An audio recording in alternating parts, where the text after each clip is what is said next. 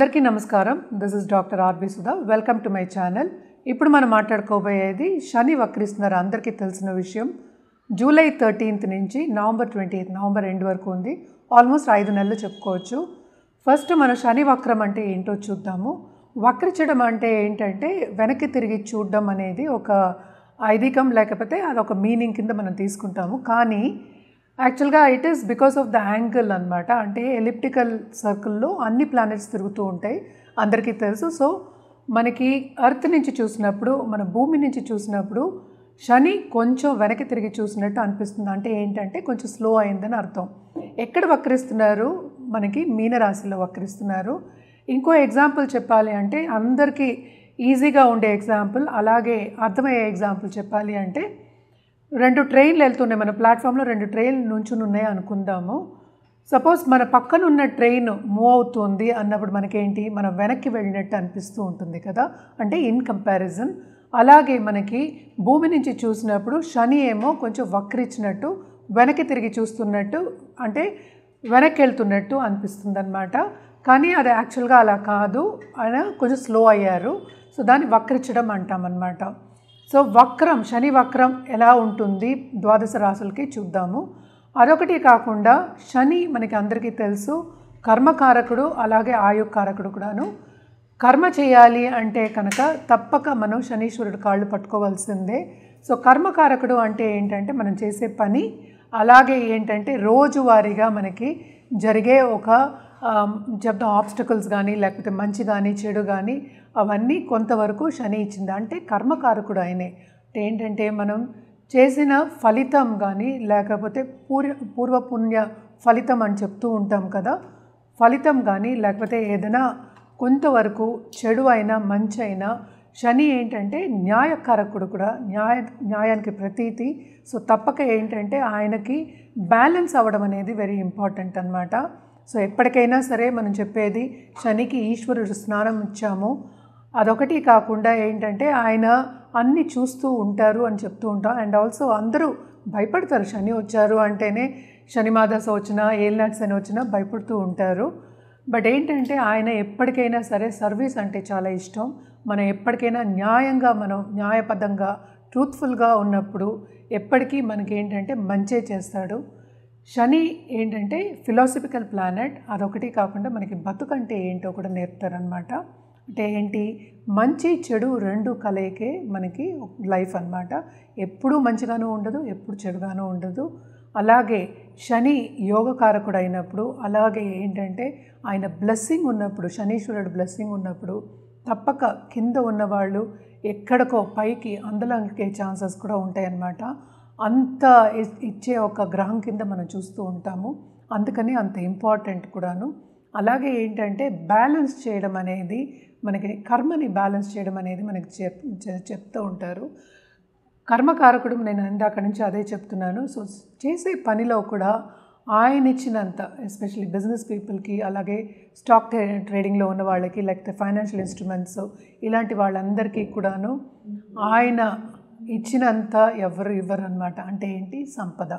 అలాగే ఏంటంటే మనకి కుటుంబానికి కూడా కొంతవరకు మనం చెప్పుకుంటూ ఉంటాం, ఇంటర్పర్సనల్ రిలేషన్షిప్ కూడా మనం చెప్పుకుంటూ ఉంటాం అనమాట.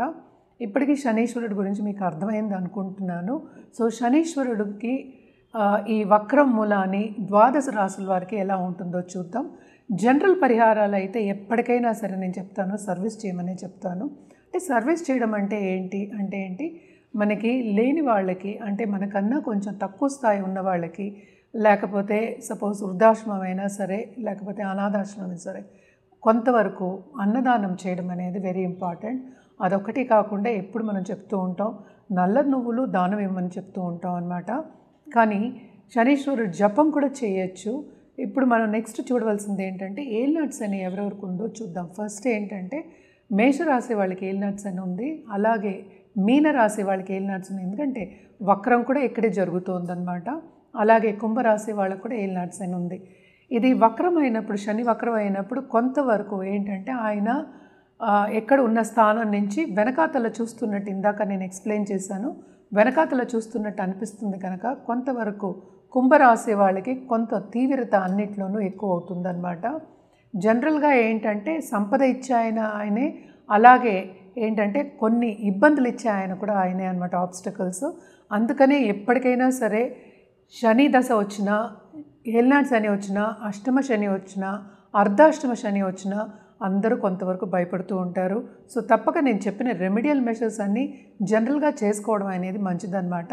అదొకటి కాకుండా మనం చూసాము అంటే ఎవరిదైనా జాతక రీత్యా చెప్పడం అనేది జరుగుతుందంటే, మనం ఇప్పుడు మాట్లాడుకునేది ఏంటంటే శనీశ్వరుడి గురించి, అది కూడా 5 నెలల వరకే మనం మాట్లాడుతున్నాము. సో ఏదైనా సరే జాతక రీత్యా ఒక సొల్యూషన్ ఇవ్వడం కానీ, లేకపోతే ఏంటంటే జాతిరత్నం ఇవ్వడం కానీ ఈజీగా ఉంటుందన్నమాట. అది వాళ్ళ జాతక రీత్యానే వాళ్ళకి కరెక్ట్గా ఉంటుంది. రెమెడియల్ మెషర్స్ కూడా అప్పుడు బాగా పనిచేస్తాయి. మనం ఇప్పుడు మాట్లాడుకునేదంతా జనరల్ అనమాట. సో ఎప్పటికైనా శనీశ్వరుడికి మనం ఎప్పుడు నీలాలు చెప్తూ ఉంటాము. కానీ ఏంటంటే జాతక రీత్యా అది వేరేలా ఉండొచ్చు. ఎందుకంటే మనం దశావిశేషాలు కూడా కన్సిడర్ చేస్తాం, మిగతా ప్లానెట్స్ కన్సిడర్ చేస్తాం. అదొకటి కాకుండా శనీశ్వరుడితో పాటు ఎవరు ఉన్నారు, ఏ రాశిలో ఉన్నారు, ఏ భావంలో ఉన్నారు, ఏమవుతోంది, ఆస్పెక్ట్స్ ఏమున్నాయి, ఇవన్నీ చూసి ఇవ్వడం జరుగుతుంది. కనుక తప్పక మీకు ఆ రెమెడియల్ మెషర్స్ కానీ ఆ జాతిరత్నం కానీ బాగా ఉన్నత స్థాయికి తీసుకెళ్లే ఛాన్సెస్ ఉంటాయన్నమాట. ఇప్పుడు మనం మాట్లాడుకోబోయేది ధనుర్రాశి వాళ్ళ గురించి. ధనుర్రాశి వాళ్ళకి శని వక్రం ఎలా ఉంటుందో చూద్దాము. ధనుర్రాశి వాళ్ళకి కూడా వీళ్ళకి సక్సెస్ సాధించే ఒక 5 నెలల కింద మనం చెప్పుకోవాలి. ఎస్పెషలీ ఏంటంటే నాలెడ్జ్ దాంట్లో ఉన్నవాళ్ళు, అంటే ఈ కన్సల్టెంట్స్, పెద్ద పెద్ద directors, company directors and also ఇన్స్టిట్యూషన్స్లో ఉన్న వాళ్ళకి మంచి ఫలితాలు. అదొకటి కాకుండా వేరే అంటే ఏంటంటే సంపాదించే దారి, అంటే వేరే బ్రాంచెస్ ఆఫ్ లెట్స్ ఏ నాలెడ్జ్లే వాళ్ళకి వస్తూ ఉంటాయి అన్నమాట. విస్తరించే ఛాన్సెస్ ఎక్కువ కనిపిస్తున్నాయి. బిజినెస్ కూడా బాగా విస్తరిస్తుంది. అలాగే ఎక్కువ చదువుకోవాలి అనుకున్న వాళ్ళకి, అలాగే పై చదువులకు వెళ్ళాలి అనుకున్న వాళ్ళకి, అండ్ ఆల్సో వేరే సబ్జెక్ట్స్ చదువుకోవాలి అనుకున్న వాళ్ళకి ఈ 5 నెలలు తప్పక స్టెప్పింగ్ స్టోన్ కింద ఉంటుంది.